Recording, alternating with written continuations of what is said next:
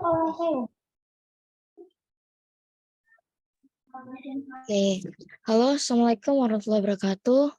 Perkenalkan, nama saya Maira Putri Laksono, asal sekolah saya dari SMK PGRI 13 Surabaya.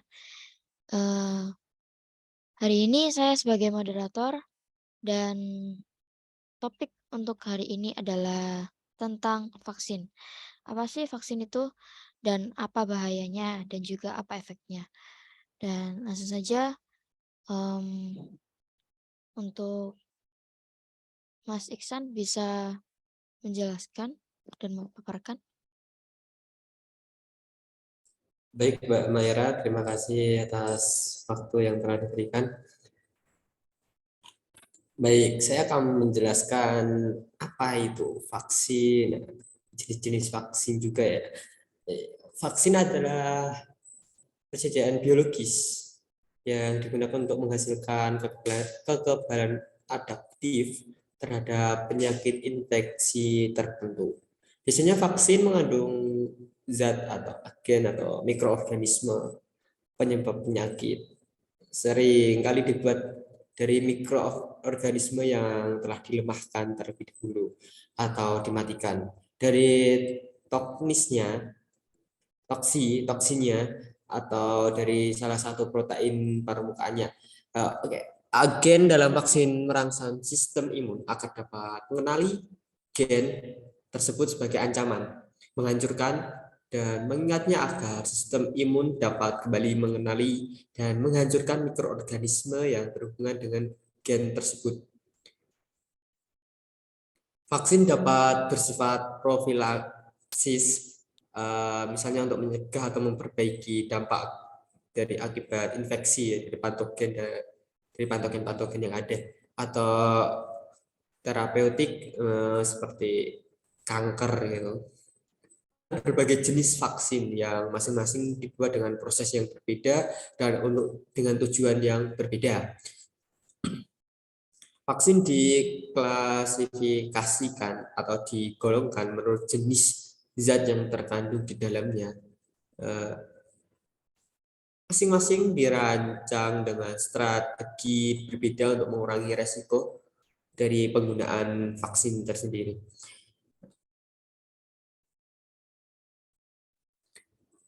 Beberapa jenis vaksinnya ya itu yang ada yang pada saat ini akan saya bahas, yaitu ada vaksin berupa patogen, baik patogen inaktif, patogen hidup yang telah dilemahkan, dan vaksin kimerik ya.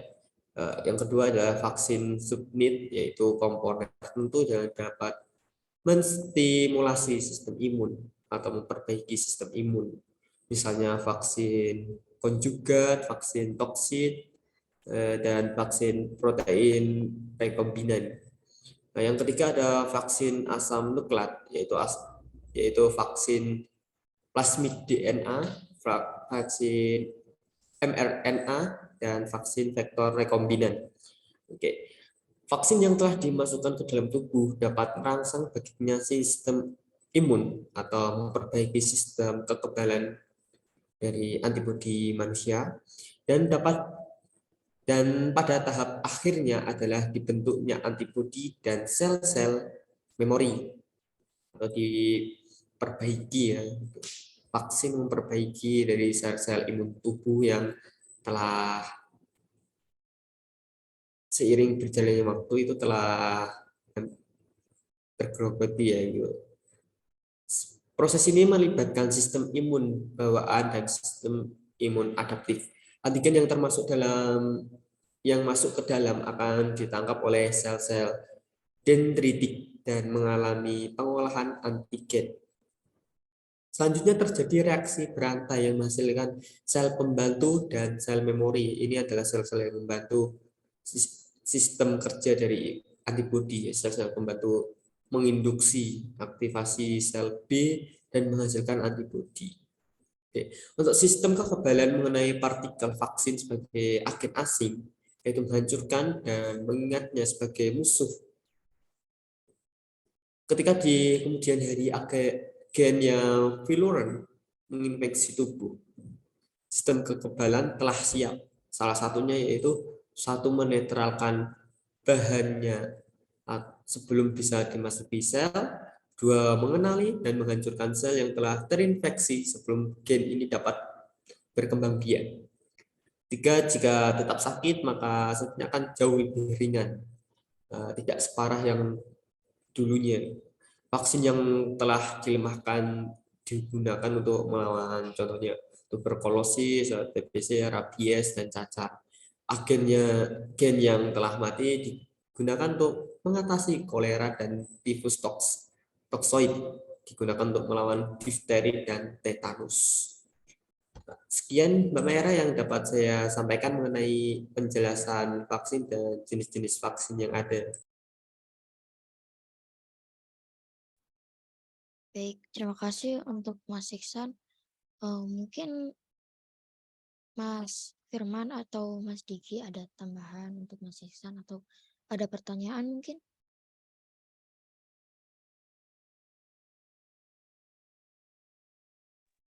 Eh,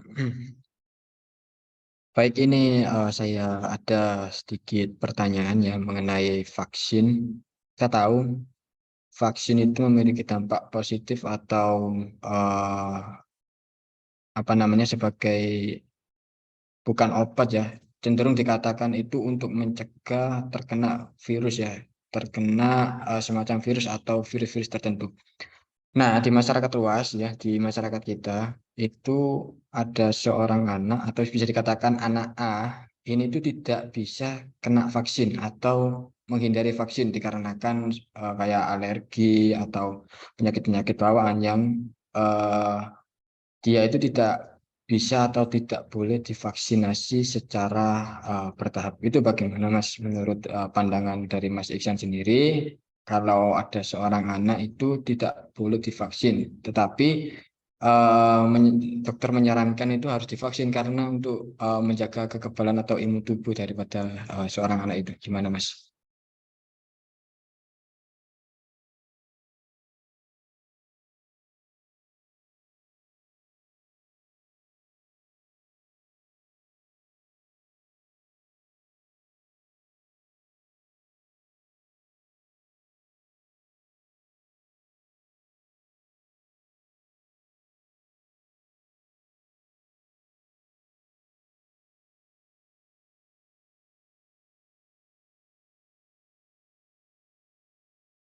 Oke, baik Mas, saya akan menjelaskan ya sesuai dengan Kemenkes ya, bukan saya pribadi, tapi untuk saya ini saya lebih ke Kemenkes soalnya tentang kesehatan. Saya tidak berani mengandai-andai tentang kesehatan. Untuk yang pertanyaannya dari Mas Andi, Mas Diki, mengenai anak alergi boleh divaksin atau tidak, tapi saran dari dokter adalah divaksin. Nah, ini ada sebuah artikel dari Kemenkes sendiri, yaitu penelitian yang dilakukan oleh Dr. Tricia MC Kiefer dan rekan juga menyatakan bahwa vaksinasi rutin aman diberikan kepada anak yang menderita asma dan alergi eksim kulit. Penelitian dari John Hopkins menambahkan bahwa dokter dapat memberikan obat anti alergi sebelumnya kepada anak untuk berjaga-jaga setelah divaksinnya ini. Memberikan vaksinasi kepada anak memiliki manfaat yang sangat besar dan perlindungan kesehatannya. Jadi tidak ada alasan lagi kenapa anak tidak boleh divaksin, apalagi itu memiliki penyakit alergi ataupun apa, itu tidak masalah menurut penelitian yang telah dilakukan. Baik Mas, terima kasih. Oke, itu yang mengutip Kemenkes ya. Oke. Oke, saya rasa cukup Mas untuk jawabannya. Oke, terima kasih Mas. Saya kembalikan ke moderator, silakan Mbak Maira. Sama-sama Mas. Baik, terima kasih untuk Mas Iksan penjelasannya. Eh, Mungkin selanjutnya akan dijelaskan oleh Mas Firman.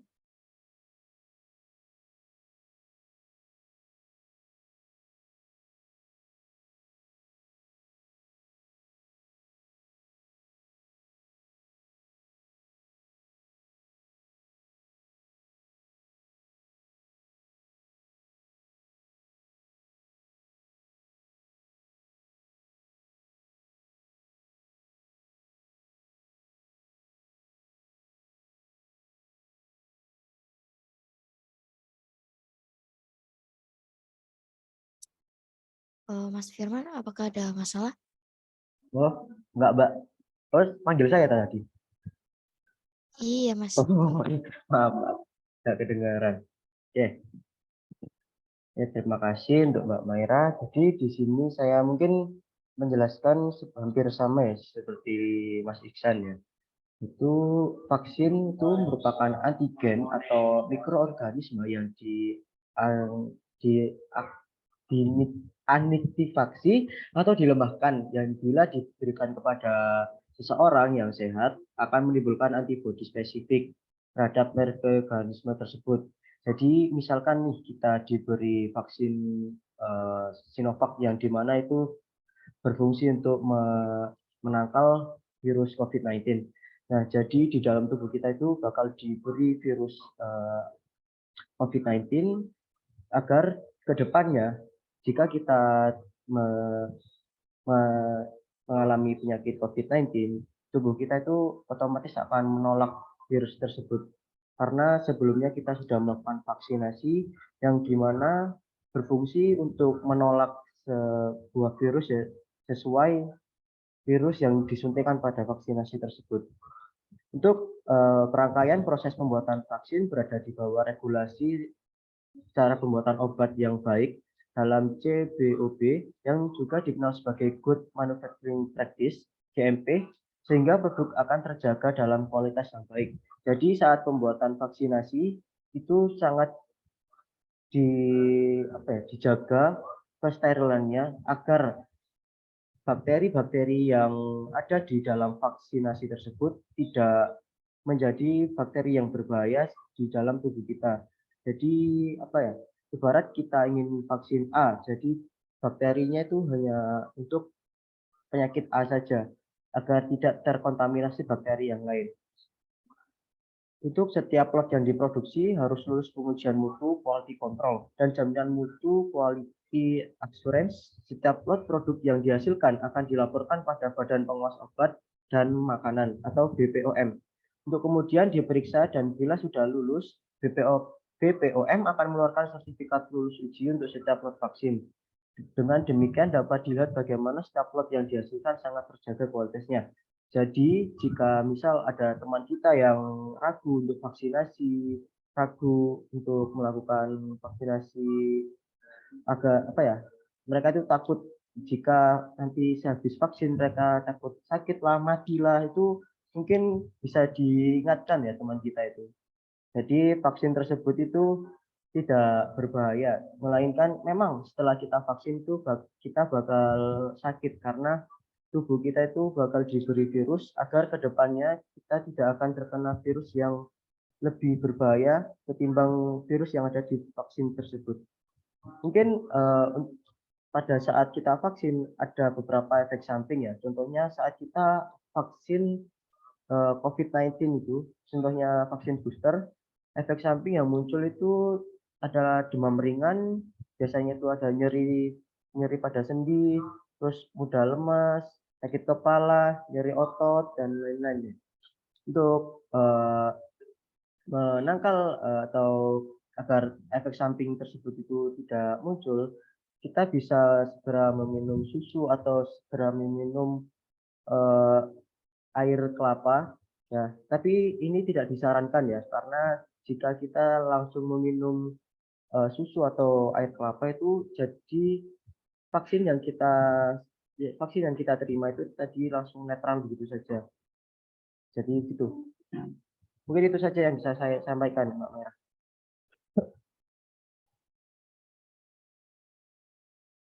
Baik, terima kasih untuk penjelasannya, Mas Firman. Dan selanjutnya akan dijelaskan lagi oleh Mas Diki.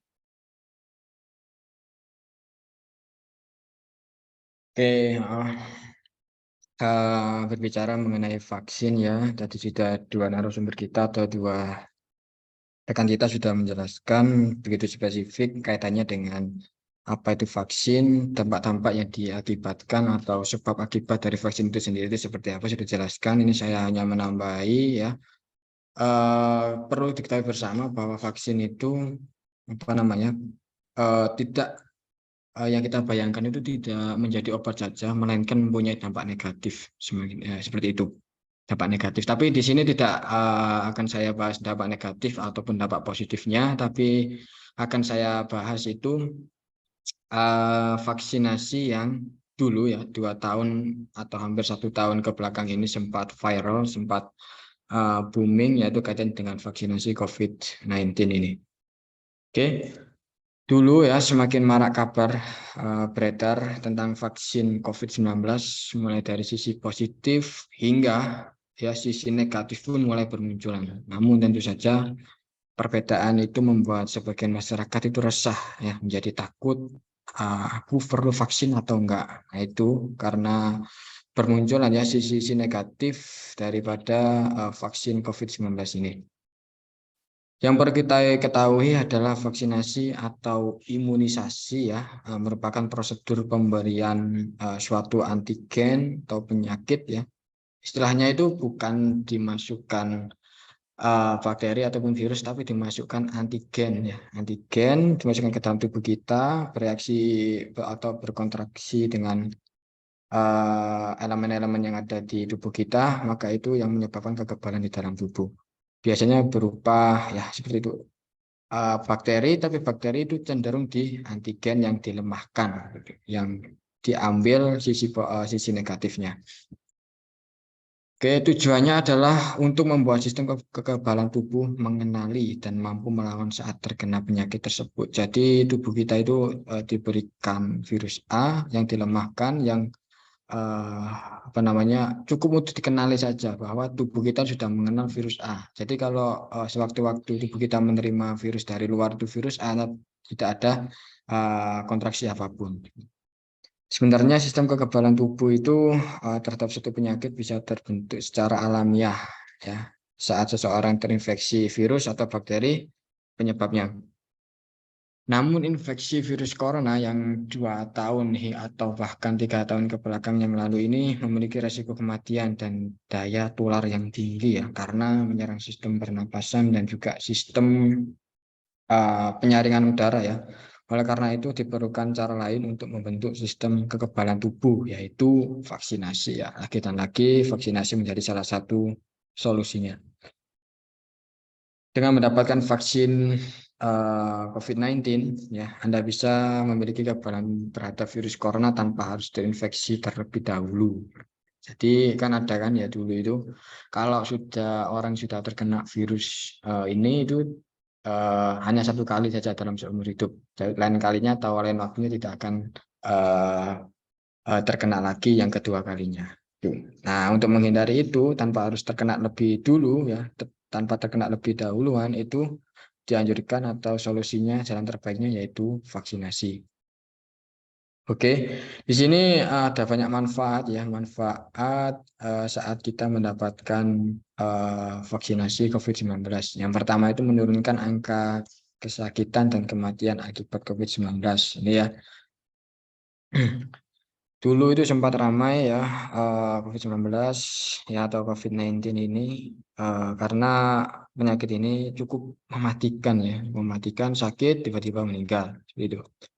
Seperti yang disebutkan sebelumnya bahwa COVID-19 itu dapat memicu sistem imunitas tubuh untuk melawan virus. Dengan begitu resiko Anda untuk terinfeksi virus ini akan jauh lebih kecil dibandingkan Anda sebelum melakukan vaksinasi. Yang kedua, mendorong terbentuknya herd immunity ya. Ini imun yang semakin kebal ya. Seseorang yang mendapatkan vaksinasi COVID-19 ini juga dapat melindungi orang-orang di sekitarnya. Nah, ini misalnya ini kekebalan tubuh atau kekebalan tubuh ini tergantung di masyarakat sekitar ya. Kena atau tidaknya itu tergantung di masyarakat luas. Itu yang namanya herd immunity atau kekebalan secara kolektif, secara berkelompok tanpa harus melakukan vaksinasi. Terutama kelompok yang sangat berisiko seperti lansia, ya, balita dan sebagainya. Itu. Yang ketiga, yang terakhir ini adalah meminimalisir atau meminimalkan dampak ekonomi dan sosial. Ya, semua aspek kegiatan ekonomi pasti ya berdampak besar dengan adanya COVID-19 ini. Selanjutnya ya manfaat vaksinasi COVID-19 ini dari segi ekonomi dan sosial ya, ekonomi dan sosial untuk sektor kesehatan, tetapi juga sektor ekonomi sosial pun juga berpengaruh ya. Sebagian besar masyarakat sudah memiliki sistem kekebalan tubuh yang baik dan melawan penyakit COVID-19. Kegiatan sosial dan ekonomi masyarakat ini ya bisa dijalankan dengan normal kembali tanpa adanya adanya kekhawatiran ya yang mendalam di masyarakat atau di dalam masyarakat itu sendiri.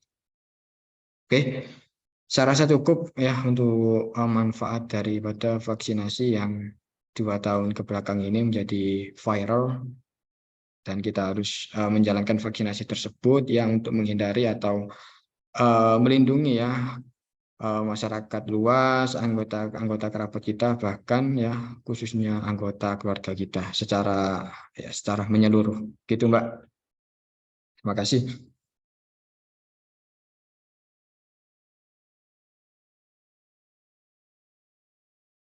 Baik, terima kasih Mas Diki untuk tambahannya.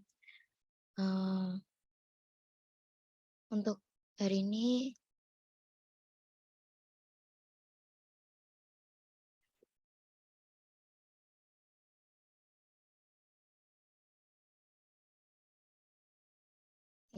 mungkin sampai sini aja. Saya akhiri kalau gitu. Assalamualaikum warahmatullahi wabarakatuh. Waalaikumsalam. Waalaikumsalam warahmatullahi wabarakatuh.